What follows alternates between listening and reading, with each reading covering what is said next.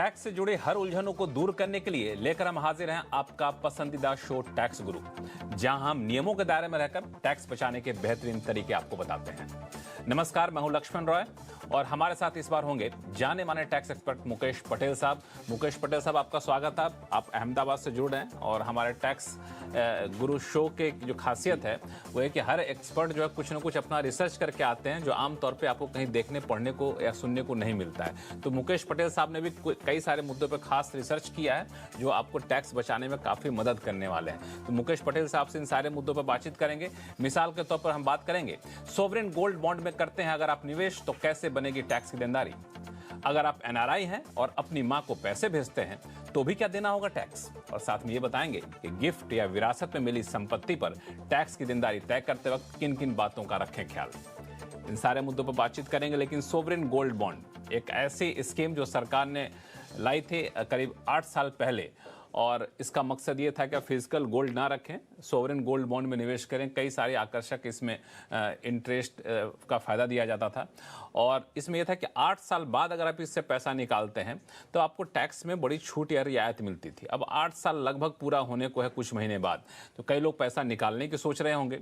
और चूंकि रिटर्न इसमें जब से लॉन्च किया गया था तब से रिटर्न इसमें 200% से भी ज़्यादा का आया है, तो कई लोग पैसा लगाना भी सोचते होंगे। तो इन दोनों लोगों के लिए बड़ी काम की खबर है। तो सबसे पहली बात मुकेश पटेल साहब ये बताइए कि जो लोग सोवरेन गोल्ड बॉन्ड में निवेश करना चाहते हैं अब भी, या फिर जो लोग पैसा निकालने के मन बना रखे हैं अगले कुछ महीनों बाद जब 8 साल पूरा हो जाएगा तब, तो इसमें टैक्स का कैलकुलेशन कैसे करें वो। लक्ष्मण जी, ये आपने बहुत सही समय चुना है, क्योंकि जैसे आपने बताया नवंबर 2015 में ये सॉवरेन गोल्ड बॉन्ड की स्कीम शुरू हुई और सरकार का मकसद ये था कि फिजिकल गोल्ड की जगह अगर लोग ये अपने अकाउंट से इलेक्ट्रॉनिक गोल्ड होल्ड करें तो वो एक तो सुरक्षित है, आपको प्योरिटी की और उसकी गारंटी है। इसमें एक लुभावनी बात थी कि हर साल आपको जैसे सेविंग बैंक अकाउंट पे कुछ ब्याज मिलता है, ऐसे 2.5% का इंटरेस्ट मिलता है, हालांकि वो टैक्सेबल है। एक मिनट, मेरा एक सवाल ये है कि जब मैं सोवरेन गोल्ड बॉन्ड में पैसा लगाता हूँ तो सोवरेन गोल्ड में पैसा लगाते वक्त हम जो पैसा लगाया उसमें तो कोई छूट हमें नहीं मिल रही है। जो 2% या जो भी इंटरेस्ट सरकार देगी उस पर हमको टैक्स देना पड़ेगा, और गोल्ड की कीमत बढ़ गई तो वो जो फायदा होगा उस पर कोई टैक्स नहीं बनता है। मैं वही कह रहा हूं कि जब आपका वो 23,000, समझिए अभी 61,000 के पास चल रहा है, नवंबर में जब 8 साल पर रिडेम्पशन होगा और रिडेम्पशन पर आपको ये पैसा मिलता है तो 1 रुपया भी आपको टैक्स नहीं लगेगा। तो जैसे आपने बताया 265% के आसपास ये 8 साल का एप्रिसिएशन और टैक्स फ्री गिने तो CAGR आपका करीब 14% प्लस होता है। तो ये आपके लिए सबसे बड़ा आकर्षण है। उसके पहले अगर आप अर्ली रिडेम्पशन में जाते हैं 5 साल के बाद तो भी आपको लॉन्ग टर्म कैपिटल गेन्स और जो इंडेक्सेशन का फायदा है टैक्सेशन में, उसका भी फायदा मिलता है लक्ष्मण।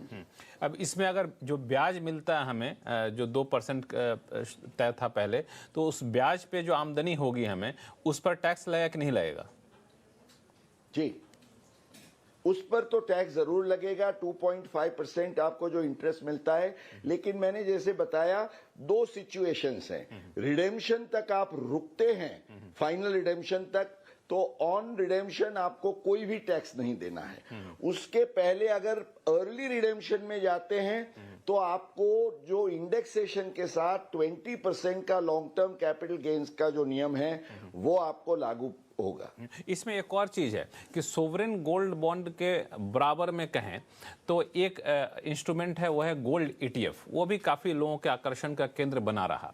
अब चूंकि सरकार ने कुछ नियमों में बदलाव किया बजट में, जो अब 1 अप्रैल से लागू हो गया है, तो अब अगर हम कहें टैक्स के लिहाज से कि गोल्ड ETF और सोवरेन गोल्ड बॉन्ड दोनों में अगर चुनना हो तो किसको चुना जाए?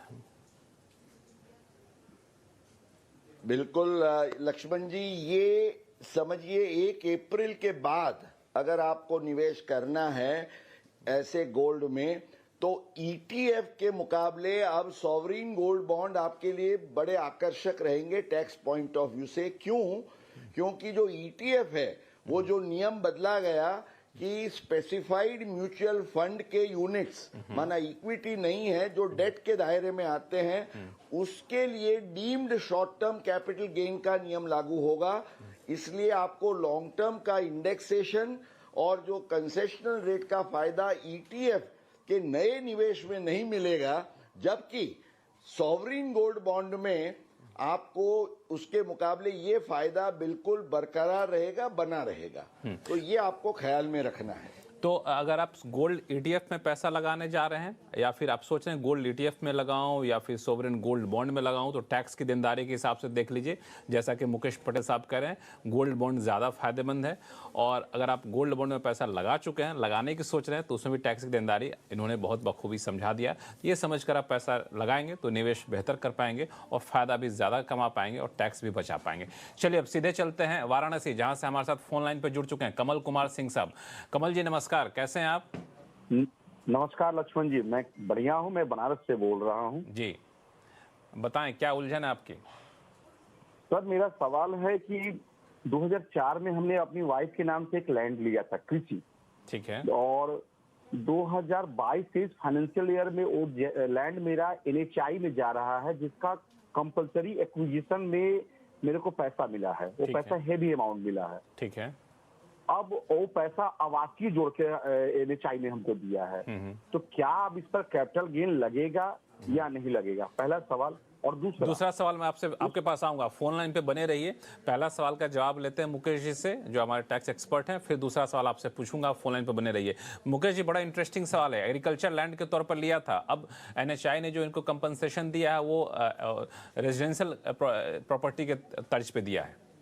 लक्ष्मण जी, कमल जी के लिए खुश खबर ये है कि ये जो national highway authority of India NHAI जमीन के लिए जब ये कंपलसरी एक्विजिशन करती है रोड बनाने के लिए, so it is done in public interest. ये रोड के लिए समझिए, या हमारे इलाके में जैसे बुलेट ट्रेन बनती है, कहीं कोई इरिगेशन की कनाल बनती है, तो ऐसे केसेस में जब सरकार के द्वारा कंपलसरी एक्विजिशन होता है, चाहे वो एग्रीकल्चर लैंड हो या नॉन एग्रीकल्चर लैंड हो, उस पर जो आपको मुआवजा मिलता है, कॉम्पेंसेशन मिलता है, इनके लिए खुश खबर ये है, this is completely tax free. आप मुझे कहेंगे ये इनकम टैक्स एक्ट में कहां लिखा हुआ है? तो इसके लिए अब राइट फॉर फेयर कॉम्पेंसेशन एक एक्ट बना हुआ है, उसमें इसका प्रावधान किया गया है। और ये प्रावधान को मानते हुए सीबीडीटी ने 2016 में एक सर्कुलर निकाला, सर्कुलर नंबर 36, जहां ये कहा गया है कि ऐसा कोई भी कॉम्पेंसेशन है, it will be treated as completely exempt. तो एनएचएआई इनके रोड के 1 करोड़ का कॉम्पेंसेशन से कोई भी अमाउंट हो, मान लो किसी केस में तो 5 करोड़ या 10 करोड़ भी हो सकता है, उस पर 1 रुपया भी टैक्स नहीं लगेगा। तो कमल जी आप बिल्कुल खुश हो जाइए, आप पर कोई टैक्स नहीं है, लेकिन लगता है कुछ पेच है। कमल जी एक और सवाल पूछना चाहते हैं, बताएं दूसरा सवाल क्या था आपका? सवाल है कि मेरे को डर था कि मेरे को फाइनेंशियल ईयर 22-23 में वो पैसा मिला था, तो मेरे को डर था। तो मैं लास्ट डेट फाइनेंशियल ईयर 22-23 के दिन मैंने उसमें से 75 लाख रुपया इन्वेस्ट कर दिया। अच्छा। वो बिल्डर को दे दिया। मकान खरीदने के लिए कुछ एडवांस दे दिया। तो मेरे को बचे और कुछ पैसे बचे, तो क्या उन पैसे को मैं अगले फाइनेंशियल में बिल्डर को दे सकता हूं या नहीं दे सकता हूं?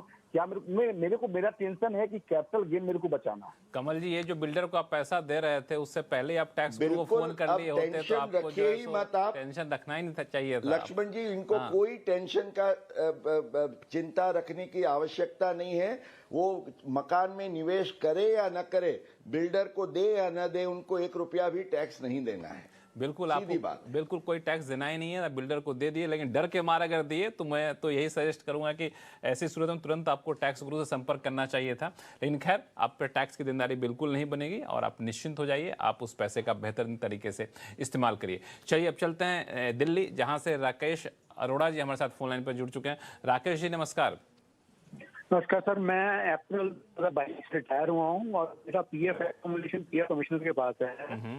तो 3 साल तक वहाँ पैसा रख सकता हूँ। मैं ये जानना चाहूंगा कि ब्याज मिलेगा उस पर मुझे देना है कि नहीं देना है, क्योंकि पीएफ से हम 15 साल करते हैं तो टैक्स नहीं लगता है।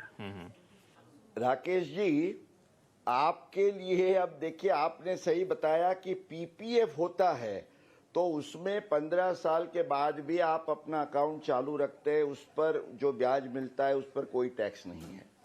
पर ये जो एम्प्लॉइज प्रोविडेंट फंड का ईपीएफ का अकाउंट है उसमें आप सतर्क रहिए, क्योंकि हालांकि इसके बारे में इनकम टैक्स एक्ट में अभी कोई क्लैरिफिकेशन नहीं है, पर कुछ इस पर judicial pronouncements income tax tribunals के आए हैं जिनमें ये कहा गया है कि एक बार एम्प्लॉय जब तक रिटायर होता है उसको जो भी उसका प्रिंसिपल और उस दिन तक का इंटरेस्ट है उस पर कोई टैक्स नहीं लगेगा, लेकिन उसके बाद एम्प्लॉयर एम्प्लॉय रिलेशनशिप नहीं रहती है तो जो उसको ब्याज मिलता है वो अकाउंट कंटिन्यू करता है, तो रिटायरमेंट के बाद का जो इंटरेस्ट है उसको सेक्शन 10(11) या सेक्शन 10(12) का एग्जम्पशन नहीं मिलेगा, उस पर आपको टैक्स भरना होगा, ये ख्याल में रखिए। चलिए, तो इसका ख्याल रखिएगा, ऐसी सूरत में टैक्स आपको भरना पड़ सकता है। और फिलहाल वक्त है छोटे से ब्रेक का। ब्रेक के बाद बताएंगे आपको कि गिफ्ट में मिली संपत्ति पर टैक्स की देनदारी तय करते वक्त किन किन बातों का रखें ख्याल, बताएंगे छोटे से ब्रेक के बाद।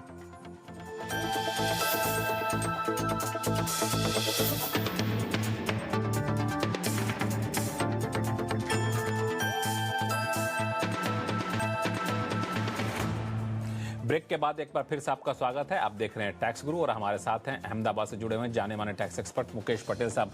मुकेश जी, कई सारे सवाल तो आए हैं, लेकिन आपको याद होगा कि पिछले एपिसोड में हम लोगों ने चर्चा की थी कि सरकार ने जो कैपिटल गेन्स टैक्स कैलकुलेट करने के लिए इंडेक्सेशन का एक नया ये निकाला था, आंकड़ा निकाला था, फिर बेंचमार्क का इंडेक्स निकाला था। अब हम ये जानना चाहते हैं कि अगर कोई संपत्ति गिफ्ट मिल जाती है, वसीयत मिल जाती है, विरासत मिल जाती है, तो जब हम उस संपत्ति पर कैपिटल गेन्स टैक्स का कैलकुलेशन करते हैं तो उसमें किन किन बातों का ख्याल रखें, खासतौर से इस तरह के इंडेक्सेशन का? बिल्कुल लक्ष्मण जी, ये बख्शीश, वसीयत या विरासत में जब आपको कुछ मिलता है तो समझिए उसकी आपकी तो कोई कीमत होती नहीं है, ठीक है, आपको तो जीरो में मिला है। अब आपके मन में ये सवाल होगा कि क्या इसकी वैल्यू मेरे लिए जीरो होगी? अच्छा, आपको मिला है आज और आप उसका अगर इंडेक्सेशन का, जैसे हमने लास्ट ईयर टाइम बताया, तो उसका इंडेक्सेशन की गिनती कैसे करें? तो ये दोनों चीज में बातें ये स्पष्ट इनकम टैक्स एक्ट में है कि सबसे पहले the cost of acquisition will be cost of the previous owner. अच्छा। और सेकेंडली पीरियड ऑफ होल्डिंग, मेरे लिए जब से लेके जिसने मुझे बख्शीश, वसीयत या विरासत में दिया है उसने कब धारण किया था, तब से लेके मैं जब कवर करता हूं ये पूरा समय उसको मेरे पीरियड ऑफ होल्डिंग में गिना जाएगा। अब मैं एक एग्जाम्पल के तौर से बताऊं, मान लीजिए कि किसी के पिताजी ने 2001 के पहले एक प्रॉपर्टी ली थी जिसकी 2001 की वैल्यू 10 लाख थी, ठीक है, और समझिए वो आज उनका देहांत होने पर उनको आज प्रॉपर्टी मिलती है और एक ही दिन के बाद वो प्रॉपर्टी को बेचा जाता है, तो भी आपको जान के शायद विस्मय होगा, पर दी रूल इज कि आपको 10 लाख से लेके अभी जो इंडेक्स है 348, उसको ख्याल रखते हुए 34,80,000 कि आपकी इंडेक्स कॉस्ट ऑफ एक्विजिशन बनेगी। और 35 लाख में आपने बेचा, एक ही दिन में बेचा, तो भी आपका टैक्सेबल गेन लॉन्ग टर्म केवल 20,000 होगा। तो ये दो नियम हमें जब ऐसे एसेट्स मिलते हैं इसके लिए ख्याल में रखना है। बहुत अच्छे से आपने दर्शकों को बहुत अच्छे से आपने उदाहरण देकर के समझा दिया, और बहुत ही जटिल होता है ये सारा कैलकुलेट करना, लेकिन आपने बखूबी आसान भाषा में समझाया। उम्मीद करता हूँ दर्शकों के सारे कन्फ्यूजन इसमें दूर हो गए होंगे। अब चलते हैं पुणे, जहाँ से पराग भिड़े साहब हमारे साथ फोन लाइन पर जुड़ चुके हैं। पराग साहब नमस्कार, क्या सवाल है आपके पास? हाँ, मेरे एक ही बैंक में सेवरल यानी 5-6 एफडीज है जिनका इंटरेस्ट इनकम एनुअली 7 लाख से नीचे कम आ जाता है। ठीक है। तो ये हाँ, इस साल के फाइनेंशियल ईयर के लिए 7 लाख तो अपर लिमिट है टैक्स के लिए। तो क्या मैं form 15H being a senior citizen सब एफडीज के लिए फाइल कर सकता हूँ? ठीक है मुकेश जी।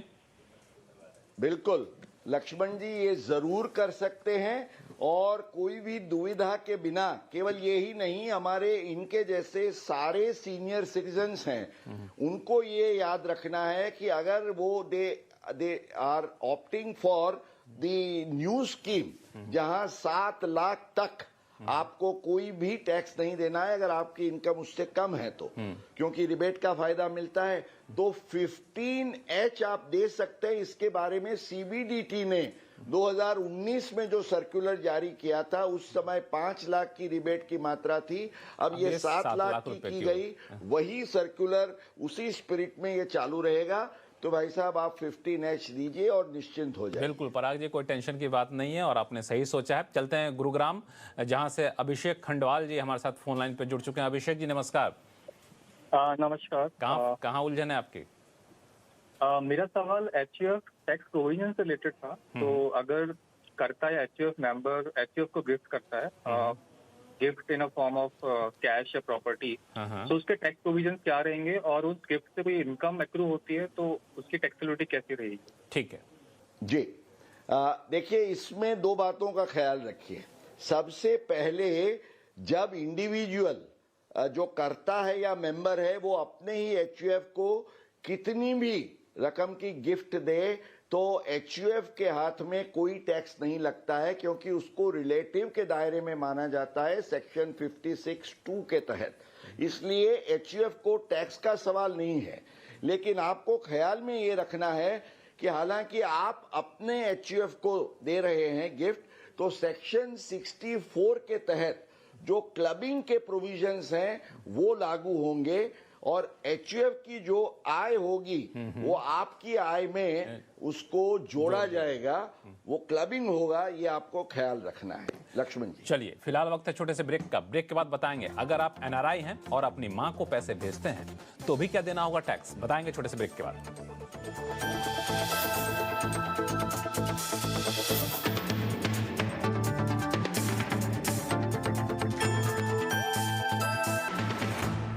ब्रेक के बाद एक बार फिर से आपका स्वागत है। आप देख रहे हैं टैक्स गुरु और एक बड़ा ही दिलचस्प सवाल आया है पश्चिम बंगाल से। ये शेखर प्रमाणिक जी हैं, वैसे ये एनआरआई हैं और ये एनआरआई हैं और इनकी माँ जो है वो भारतीय हैं। अब दुविधा ये आ रही है कि ये 2 साल से मलेशिया में रह रहे हैं, वहाँ काम करते हैं, वहाँ से जो भी पैसा मिलता है उसका एक हिस्सा अपनी माँ को भेज देते हैं और जो अकाउंट में पैसा भेजते हैं वो जॉइंट अकाउंट है जहाँ पे इनकी माँ फर्स्ट होल्डर है और ये खुद सेकंड होल्डर है। अब ये जानना ये चाहते हैं कि पहली बात कि क्या ये पैसा भेजना ऐसे अकाउंट में सही है ना, इनकम टैक्स विभाग के हिसाब से गैर कानूनी तो नहीं है। तो दूसरा सवाल भी इनके पास है, तो पहला कानूनी है कि नहीं है मुकेश जी? लक्ष्मण जी, एक बहुत क्लियर बात है कि एनआरआई कोई भी हो उसकी विदेश की आय है। जब वो विदेश में आय कमा के वो यहाँ इंडिया में जब वो रेमिट करता है और अपने अकाउंट में या किसी के साथ जॉइंट अकाउंट में उसको वहाँ भेजता है तो यहाँ भेजने में कोई टैक्स के या एक्सचेंज कंट्रोल के रेगुलेशंस में कोई भी उसमें अंतराय नहीं है। जॉइंट और अकाउंट इस में पर भेजी हुई रकम पर कोई टैक्स की जिम्मेवारी भी खड़ी नहीं होगी। तो ये जॉइंट अकाउंट में अगर फर्स्ट होल्डर भारतीय है तब भी कोई दिक्कत नहीं होगी, सेकंड होल्डर एनआरआई है तब भी कोई दिक्कत नहीं होगी? कोई दिक्कत नहीं होगी। इसमें उनकी जो माता जी भले फर्स्ट अकाउंट होल्डर है पर ये जो आय है वो विदेश में कमाई हुई है, यहाँ वो रेमिटेंस है, it is on the capital account, इसलिए इस पर कोई भी टैक्स नहीं लगेगा। तो आपने दोनों में से किसी अगले के सवाल का भी जवाब दे दिया है कि ये अगले सवाल का जवाब आपने दे ही दिया। पहली बात तो ये गैर कानूनी नहीं है। शेखर प्रमाणिक जी आप बिल्कुल बेहिचक पैसा भेजते रहिए। दूसरा, जो पैसा भेजते हैं या फिर इस अकाउंट में जो पैसा है उस पर टैक्स की देनदारी भी बिल्कुल नहीं बनेगी, क्योंकि ये पैसा विदेश में कमाया हुआ पैसा। तो निश्चिंत हो जाइए। और मुकेश पटेल जी, सभी सवालों का जवाब देने के लिए आपका बहुत बहुत शुक्रिया, और खास रिसर्च करके लाए कई सारे टॉपिक पर, इसके लिए आपका बहुत बहुत धन्यवाद। और दर्शकों से यही कहूंगा, उनके पास कोई भी सवाल हो, चाहे जीएसटी से जुड़ा हुआ हो या फिर इनकम टैक्स से, आप हमें लिख भेजिए tax@moneycontrol.com पर। अपना जब सवाल भेजें तो अपना नाम और मोबाइल नंबर लिखना ना भूलें। नमस्कार, देखते रहिए सीएनबीसी आवाज।